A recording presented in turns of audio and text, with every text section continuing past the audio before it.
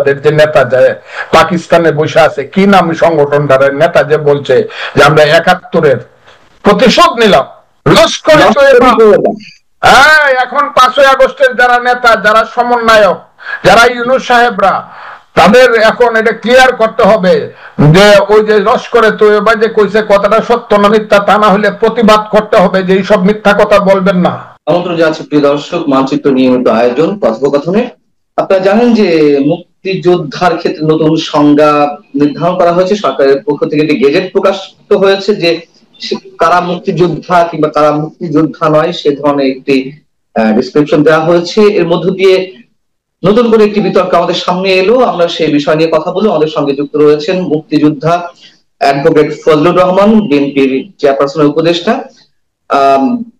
Advocate Fazlur Rahman, শুরুতে আপনার প্রতিক্রিয়া জানতে চাচ্ছি, নতুন যে গেজেট প্রকাশিত হয়েছে মুক্তিযোদ্ধাদের সংজ্ঞা নির্ধারণ করে, সে বিষয়ে আপনার মন্তব্য একটু। Thank you very much. মুক্তিযোদ্ধার সংজ্ঞা, আপনাকে আপনার এই প্রশ্নের জন্য আপনাকে ধন্যবাদ। যারা দেখছেন আমি সালাম জানাচ্ছি, আসসালামু আলাইকুম। মুক্তিযোদ্ধার সংজ্ঞা, আমার প্রথম কথাটা হলো 15 বছর যারা দাবি করেছে যে তারা মুক্তিযুদ্ধের পক্ষে শক্তি, তারাই তো ক্ষমতায় ছিলেন। এবং আমি আমার জানা মতে সেই মুক্তিযুদ্ধের পক্ষের শক্তি ইচ্ছা করলে একটা সঠিক তালিকা করতে পারত, সংজ্ঞাটাও সঠিক করতে পারত, কেন করলো সংজ্ঞা, কি কারণে করলো সেগুলা বলতে পারত।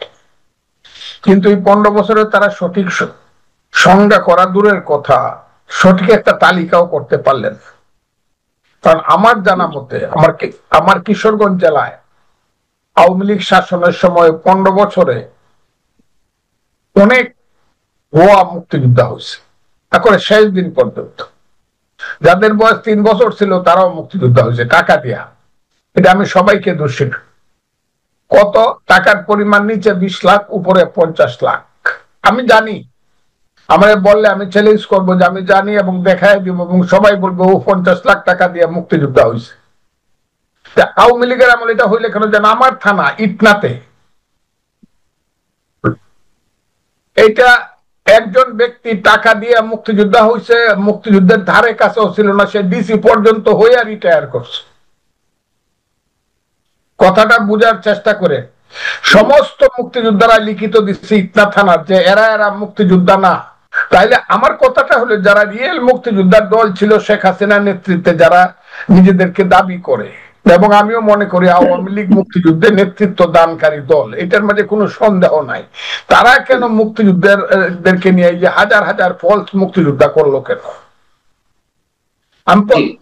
যদি সত্য কথা স্বীকার করেন, এখন আপনি বাপের কাছ থেকে পান নাই বিচার, বা বাপের কাছ থেকে আপনি সহযোগী কিছুই পান নাই, আপনি ওই আরেকজনের কাছে গিয়া, চাচার কাছে গিয়া ডাক চাচার কাছে গিয়া দাবি করেন যে আমার এই সহযোগিতা করো। কেন করবে? এটা তো মুক্তিযুদ্ধের সরকার না, এটা তো মুক্তিযুদ্ধের বিরোধীদের দ্বারা সমর্থিত একটা সরকার। জামাতে ইসলাম এবং রাজাকাররা যদি, আলবদররা যদি, পাকিস্তান বিরোধী শক্তি যদি তাদেরকে সহায়তা না করে, তাহলে তো 3 দিন ক্ষমতায় থাকতে পারবে না। তো মুক্তিযুদ্ধ বিরোধীদের দ্বারা সমর্থিত এবং শক্তিপ্রাপ্ত একটা সরকার, সে কেন ভালো কাজ করবে মুক্তিযুদ্ধের পক্ষে? 1। 2 নম্বর হলো, পরশুদিন দেখলাম পাকিস্তানের লস্করে তৈয়বা, নিশ্চয়ই আপনি দেখছেন, এর মূল ব্যক্তি বলছে যে আমরা ৭১-এর প্রতিশোধ নিছি। এই ব্যাপারে আমি বর্তমান মুক্তিযোদ্ধা কমান্ড কাউন্সিল, বর্তমান মুক্তিযোদ্ধা উপদেষ্টা, তাদেরকে আমি ভালো জানি। তাদের বক্তব্য আশা করব যে লস্করে তৈয়বার বক্তব্য যে দিছে যে 5ই আগস্টে আমরা ৭১-এর প্রতিশোধ নিছি এবং এটা ধীরে ধীরে পূর্ব পাকিস্তানের দিকে আমরা নিয়ে যাব, এইটাই যদি সত্য হয়, তার কাছ থেকে আপনি কেন আশা করেন যে সে আপনাকে মুক্তিযুদ্ধ স্বীকার করছে? এটি তো বেশি করছে। এটা পূর্ব পাকিস্তান করলে আপনি কি করবেন? আওয়ামী লীগের তালা মারলো কেন মুখের মধ্যে? কোটি কোটি আওয়ামী লীগ যে বলতো এক সময়, লাখে লাখ, একটা লোকে কথা বলেন আপনি বলেন এই ফজলুর রহমান হতবাগা ছাড়া মুক্তিযুদ্ধের পক্ষে, ওই যে আপনি কেন মিস্টার মঞ্জুরুল আলম পান না ওখানে বসে বসে নিজের জীবনে রিস্ক নিয়ে এত কথা বলতে হয়?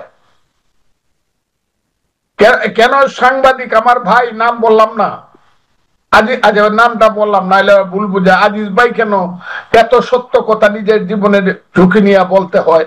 আওয়ামী লীগাররা কোথায়, যারা গত 15 বছর মুক্তিযুদ্ধের নামে এইটা? আমি বলবো যে এখন এটাতে হাত দেওয়াটা হইলো নেই কাজ তো খই পাস, একটা কথা আছে। এই সরকারের কোনো কাজ নাই, কুকাজ করা অকাজ করা ছাড়া কোনো কাজ নাই, কাজে আর একটা কাজে হাত দিছে যাতে মানুষের দৃষ্টিভঙ্গিটা আবার ওই দিকে যায়। ওই কারণে ইলেকশনকে সবসময় তাদের লক্ষ্যে আছে পৃথিবী থাকতে যাতে চন্দ্র সূর্য যতদিন উঠবে ততদিন যাতে ইলেকশন না করতে হয়, আর ইউনূস সাহেব যাতে আরো 150-200 বছর বাঁচা থাকে। এবং এই আমার ধারণা স্বাধীনতা বিরোধীরা যারা এবং তাদের যে সাহায্যকারী কিছু ওরা আছে, মোল্লা মুন্সিরা আছে, এরা দোয়া করে প্রত্যেকদিন, হে আল্লাহ তুমি ইউনূস সাহেবকে 150 বছর আয়ু দাও আর সারা জীবন ওনাকে ক্ষমতা দাও। কাজেই আপনি বুঝতেছেন এই সরকার, ইউনূস সাহেবের সরকার 150 বছর থাকার চেষ্টা করতেছে। আমি এই কথাটা রূপ করতে বলতে যতদিন জীবন আছে, আর এইটাকে আস্তে আস্তে ধীরে ধীরে মুক্তিযুদ্ধের বিপক্ষে নেওয়ার চেষ্টা করতেছে। এখন যে অর্ডিনেন্সটা তারা করছে, আমি যতটুকু দেখছি, আমার ভুল হইলে সবাই ক্ষমা করবে, ওই আওয়ামী লীগের এমপিদেরকে বাদ দেওয়ার জন্য এই কাজটা করছে বলে আমার মনে হয় যে মুক্তিযুদ্ধে আওয়ামী লীগ খুব কিছু করে নাই, এটাকে ছোট করার জন্য করছে। তো করবেই তো, আওয়ামী লীগ তো পলাইলো কেন? জি, আমার প্রশ্ন হচ্ছে যে এই গেজেট প্রকাশের সঙ্গে সঙ্গে যে ধরনের রিপোর্টিং হলো বিভিন্ন পত্রপত্রিকা, বা আমরাও ধরে নিলাম বঙ্গবন্ধু সহ জাতীয় 4 নেতা এবং জাতীয় পরিষদ বা প্রাদেশিক পরিষদ, মুক্তিযুদ্ধ আগে পূর্ব পাকিস্তানের সময় যে নির্বাচনগুলো অনুষ্ঠিত হয়েছিল তার সদস্যরা 4 শতাধিক নেতা মুক্তিযোদ্ধার স্বীকৃতি বাতিল হচ্ছে। পরবর্তীতে মুক্তিযোদ্ধা বিষয়ক উপদেষ্টা ফারুকী আজম তিনি বলেছেন না, এটা ভুল বুঝাবুঝি, তাদের স্বীকৃতি বাতিল হচ্ছে না। আসলে কি বিভ্রান্তি ইচ্ছা করে তৈরি করা হয়েছে, নাকি আমরা ভুল বুঝেছি, নাকি সরকার এখন সমালোচনার মুখে উল্টো কথা বলছে? আপনার কি মনে হয়?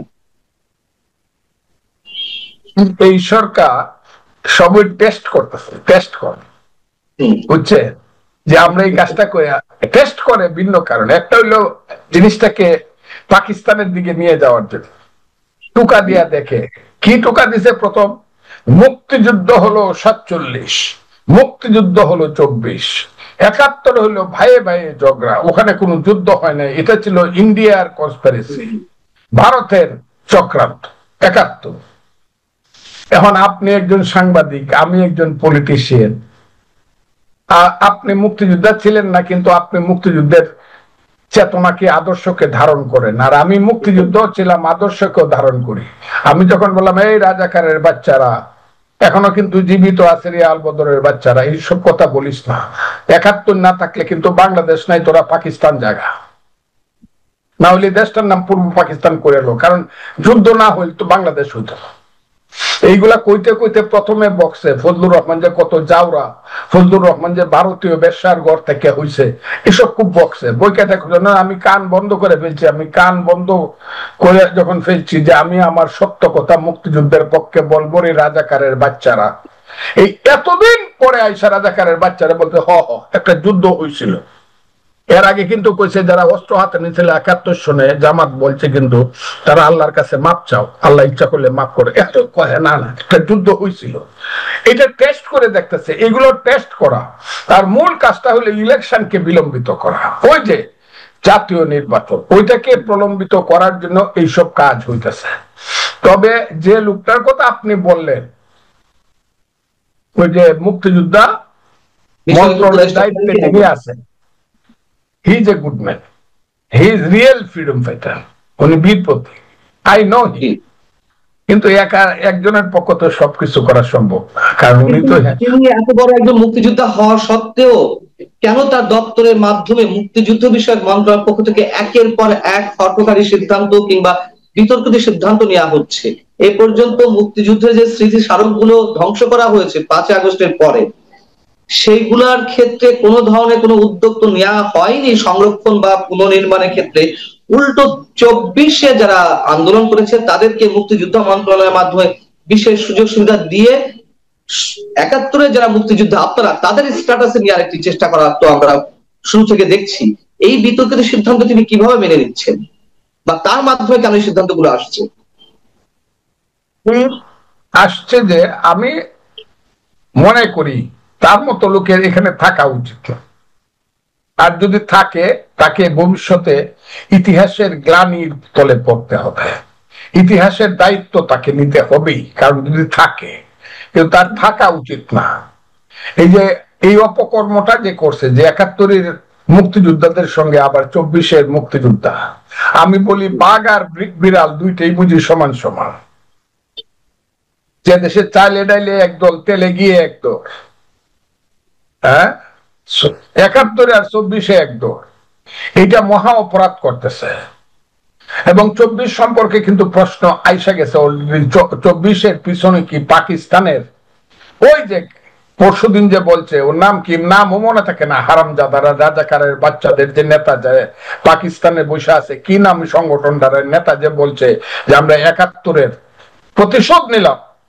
এখন এটি ক্লিয়ার করতে হবে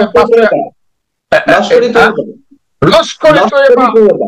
হ্যাঁ, এখন 5ই আগস্টের যারা নেতা, যারা সমন্বয়ক, যারা ইউনূস সাহেবরা, তাদের এখন এটা ক্লিয়ার করতে হবে যে ওই যে লস্করে তৈয়বা যে কইছে কথাটা সত্য না মিথ্যা, তা না হলে প্রতিবাদ করতে হবে যে এইসব মিথ্যা কথা বলবেন না। কারণ আমি দেখছি এই মুনাফেকের বাচ্চারা গান বাজাইছে, একটি ফুলকে বাঁচাবো বলে যুদ্ধ করি, তীর হারাই ঢেউয়ের সাগর পাড়ি দিবরে, বঙ্গবন্ধুর ভাষণ বাজাইছে, এবারের সংগ্রাম আমাদের মুক্তির সংগ্রাম, এই 5ই আগস্টের সমন্বয়করা বাজাইছে। আচ্ছা, এটার সঙ্গে না হয় কিছু মুনাফিকি করতেছে বুঝতেছি, কিন্তু এটার পিছনে এই যে একটা ছেলে সার্জিস আলম বলে ফেলছে যে এটার পিছনে জামাত আছে আর শিবির আছে, এরা হইলো ভ্যানগার্ড। এখন এই ভ্যানগার্ডদের পিছনে যদি ওদের বাপ থাকে লস্করে তৈয়বা, আমি খুব ক্লিয়ারলি বলছি, পৃথিবীর জঙ্গিদের বাবা লস্করি তৈয়বা যদি থাকে তাহলে তো 5ই আগস্টের যারা নেতৃত্ব তাদের ক্লিয়ার করতে হবে, তাহলে তো 5ই আগস্ট নিয়ে প্রশ্ন উঠবে, আর আমাদেরকে পৃথিবীতে হাত জোর করে বাঁচতে হবে যে আমরা ভুল করছিলাম কিনা। কারণ আমি যত কথা কইছি 5ই আগস্টের আগে, সমস্ত ইউটিউবার মিললেও এত কথা, বহু যে ফ্রান্সে বয়ে রয়েছে, আমেরিকায় বসে রয়েছে, সবাই মিললেও এত কথা বলে নাই। দূর থেকে যারা বাক বাকুম করছে, ভিতরে আইসা বলার এক বেটাও সাহস পানি ফজলুর রহমান ছাড়া। কাজে আমি মনে করি 5ই আগস্ট নিয়েই কিন্তু প্রশ্ন উঠবে। এখন পাকিস্তানিদের হাতে দেশ চলে গেছে, পাকিস্তানি ভাবাদর্শের লোকজনের কাছে এই নওয়াজ শরীফ কি কয়, আমরা পরাজিত হয়েছিলাম, নওয়াজ শরীফের বাইরে দেখি শাহনেওয়াজ শরীফ, সবাই এখন খুব খুশি যে এদের ভাইয়েরা বা এদের সন্তানেরা এখন বাংলাদেশের ক্ষমতায় আছে, এরা খুব খুশি।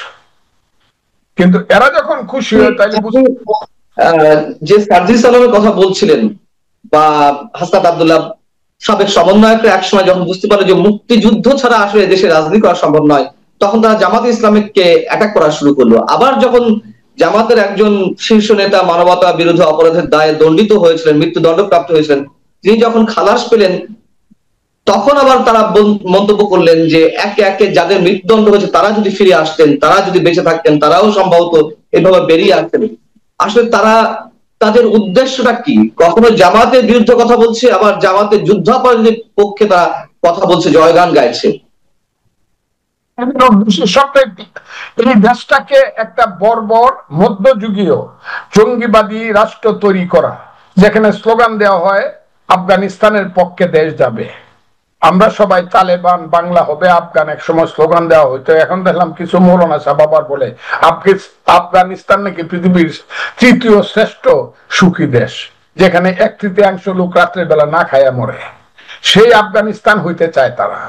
এবং এটা কইতে গেলে যখন বাধা পায়, এদের তো কোনো নীতিগত অবস্থান নাই, আদর্শগত অবস্থান নাই।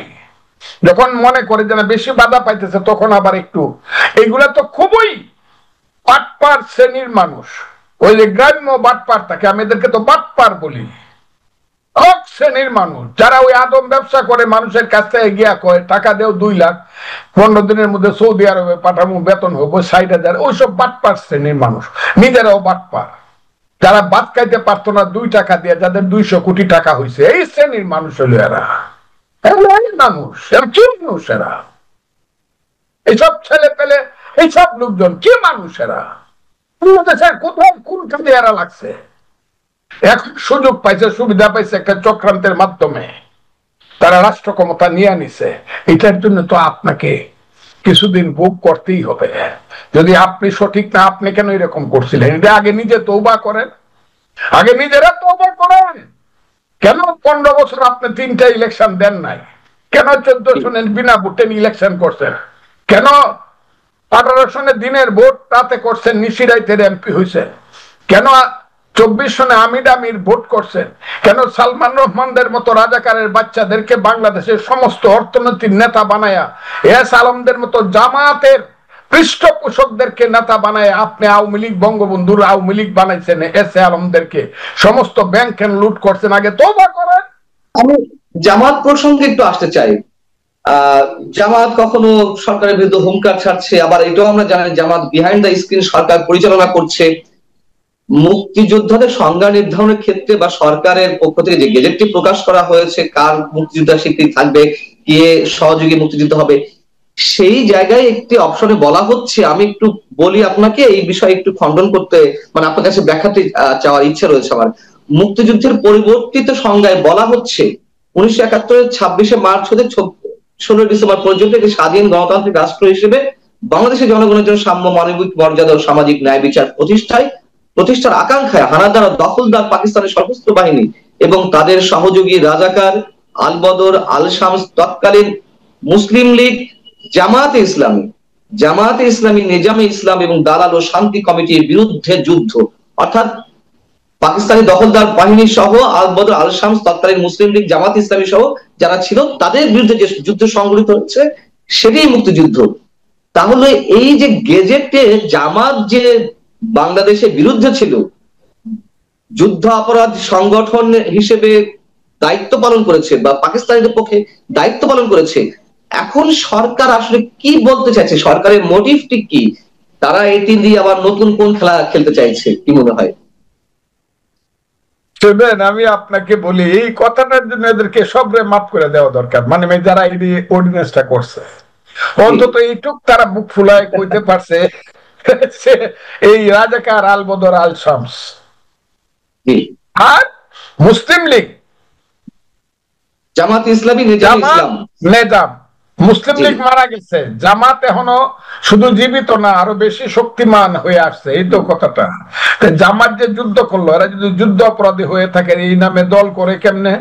এপিলেট ডিভিশন তাদেরকে এফিলিয়েশন দিল কেমনে? রিকগনিশন দিল কেমনে? তাইলে সরকার এটা লেখে কেমনে? তাই হয় সরকার তাইলে সত্য লেখতেছে, এপিলেট ডিভিশন সরকারকে বুঝতেছে না। আমি এর বেশি আর কইলাম না। দুইটার মধ্যে মারাত্মক কন্ট্রাডিকশন। যারা আমার মুক্তিযুদ্ধের বিরুদ্ধে যুদ্ধ করছে জামাত, তাদেরকে আবার আওয়ামী লীগ বাতিল করছে। ন্যায় অন্যায় বুঝি না, তুই যুদ্ধ করছিস, বাতিল হো। এদেরকে আবার এফিলিয়েশন দিছে, তাইলে এপিলেট ডিভিশনকে ধরতে হবে। আবার যদি এপিলেট ডিভিশন বলে যে না, আমাদেরটাই সত্য, সরকার যেটা করছে এটা মিথ্যা, জামাত মুক্তিযোদ্ধার দল ছিল, তাইলে তো সরকারকে পদত্যাগ করতে হয়। এই কন্ট্রাডিকশন রয়ে গেছে।